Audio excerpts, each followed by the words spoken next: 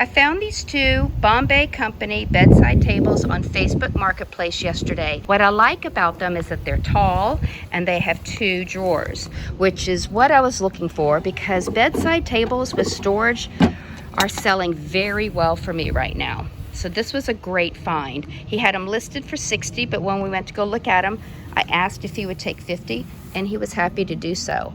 Now there are some scratches on the top. This was in his daughter's room, so it definitely has some wear to it, but nothing that I'm too concerned about. This drawer and one on the other piece has damage, and something has melted the finish. I actually like the handles. It has the standard Bombay Company dark glossy finish, so I will definitely need to scuff sand and then prime very well the areas that I choose to paint.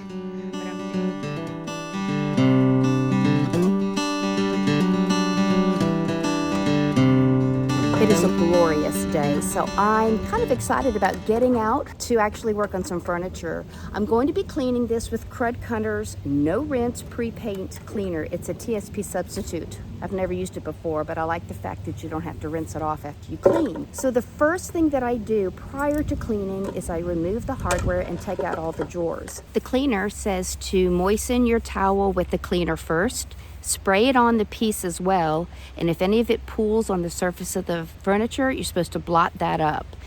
Then you go ahead and you clean the surface, dry it with a clean cloth, and after it dries, they say roughly 10 minutes, it's ready for paint.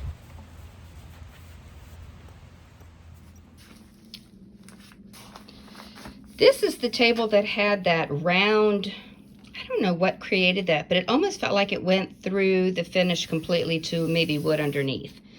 So what I did was I took a brand new 120 grit pad and went over the surface very, very lightly, no pressure, nothing. Super careful, don't want to get those pigtail swirls. Got them anyway. So then I switched to a 220 brand new pad, and I still have pigtail swirls. Now, when I get these in the dust, as I'm sanding, that's an indication there's something on the pad. So I've been intermittently brushing the sand pad off as well to remove any debris that might be causing those scratches. So guys, help me out. Help a girl out. What am I doing wrong that I cannot eliminate this? It's really irritating me. Ugh. I'm just going to finish it by hand.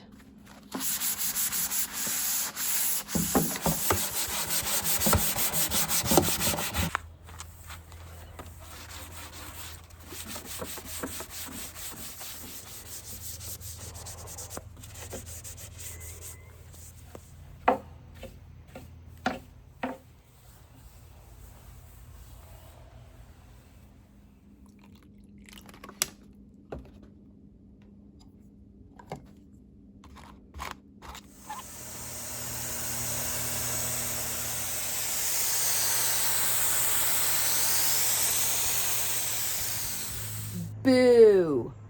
The primer failed. I'm having to remove it, and I'll have to prime with an oil-based primer, because after priming these with that Valspar water-based primer, several days later I came down and did a scratch test and it scratched right off. So then I wondered, and I'm only going to post this because you might wonder the same thing. I thought, well, what if I spray over it with a oil-based primer? You know the answer to that. I knew the answer to that, but I tried it anyway. And even when I sprayed shellac over a small area, it still scratched. So I am removing it, and I'll show you how I'm doing it.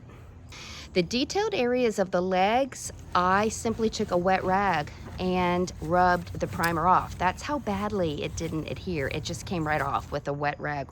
Now I started to do the same with the sides and the drawers, but then realized I could get more done on these flat surfaces with a metal scraper. The plastic scraper didn't work, but the metal scraper did, and I wasn't damaging the wood, so that's what I ended up doing. I also took a scrub brush and used that to scrub the legs as well.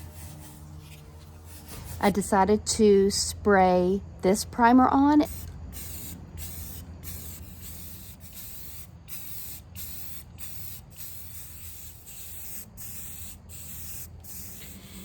It is a terrible day to go out and spray paint because it's cold, but it's also really windy. But I'm making myself go out because I need, in my opinion, to get a good coat sprayed onto those legs at the very least. I'm going to go ahead and filter the paint. I'm using Valspar's cabinet and furniture paint. The color is Wet Pavement. This is good paint to both spray and hand brush. If you add the water while the paint is still in the filter, it helps it filter through faster. Okay. Let's go.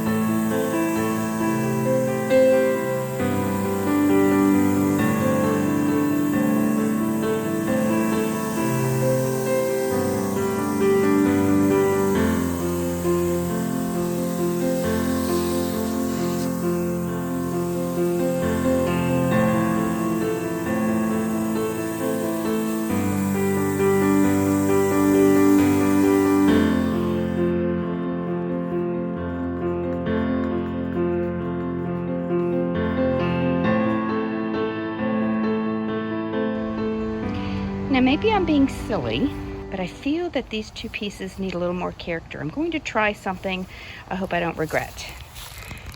I'm going to try a little bit of glaze on the back of this one.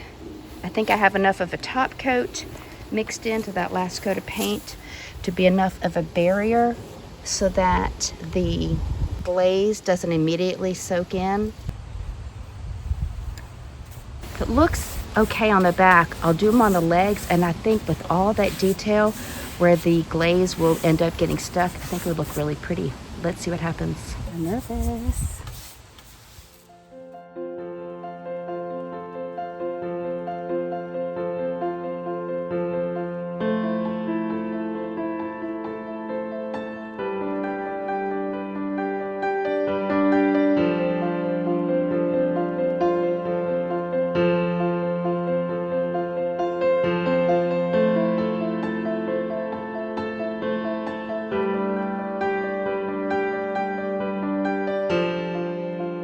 What do you think? Too dark? Oh, is that the finish? This would be the glaze. Oh, and then you would buff it? I actually like it. It's warm and it's elegant.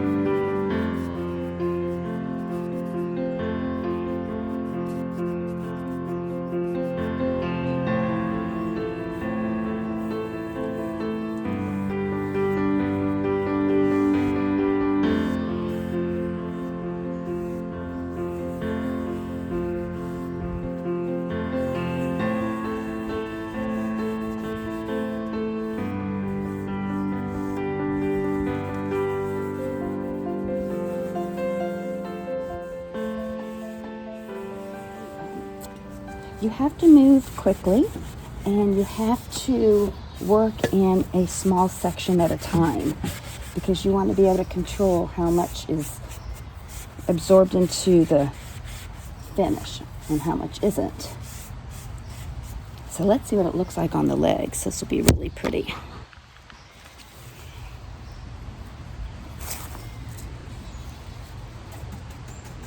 I have to stipple it in there.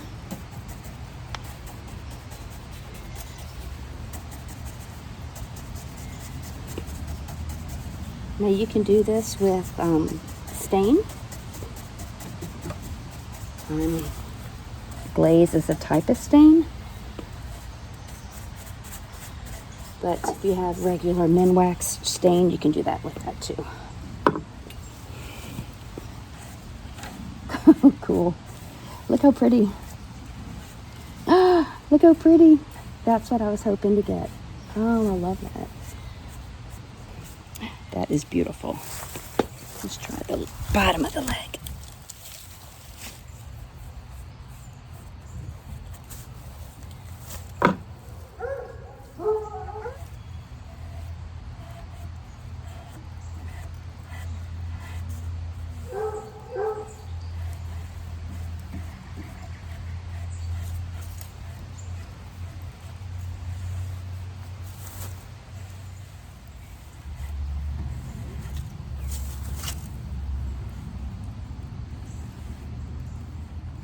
It's really pretty.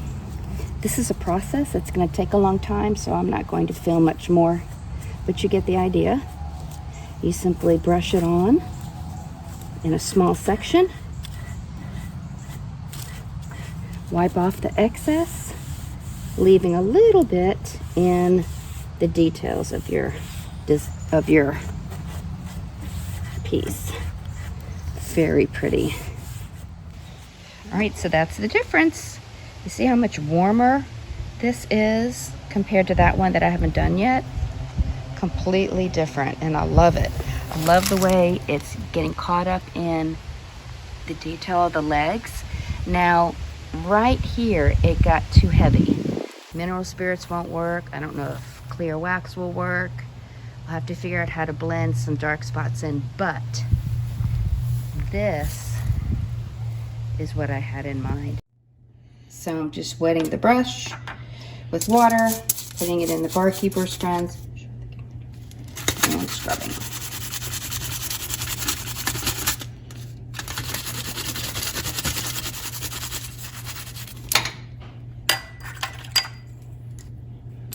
And there it is, shiny.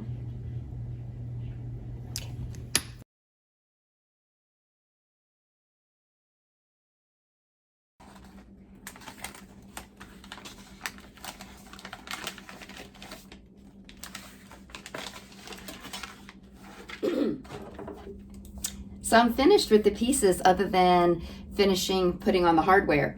But I wanted to give you an update on what I feel overall about this particular project. Now, the reason I chose to glaze it was because I felt that the light gray paint looked flat. The challenge I had, because I am a perfectionist, was running the risk of creating areas on these pieces that look dirty. I found that if I overworked an area in the attempt to blend it, that area just started to look dirty. And in the beginning, what I was doing was repainting and reglazing. Toward the end of the project, I learned that for some reason that Fusion beeswax finish helped me lift some of that color a little bit. But I think that next time I run into this situation, what I will likely do is take a brown or a black wax with an artist's paintbrush and then just apply the wax along the areas of detail in the grooves and crevices of legs like these two pieces have. And then that way I can add dimension without covering the entire piece. So maybe perhaps I'll have a little bit more control that way. I'm going to finish up adding the hardware. I'll take some photographs today and I'll get it listed on Facebook Marketplace. Now, if you haven't already, go ahead and subscribe to my channel if this is the kind of content that you like, and leave me a constructive comment, or if you have any questions, or simply just to say hi. So, see you on the next restoration.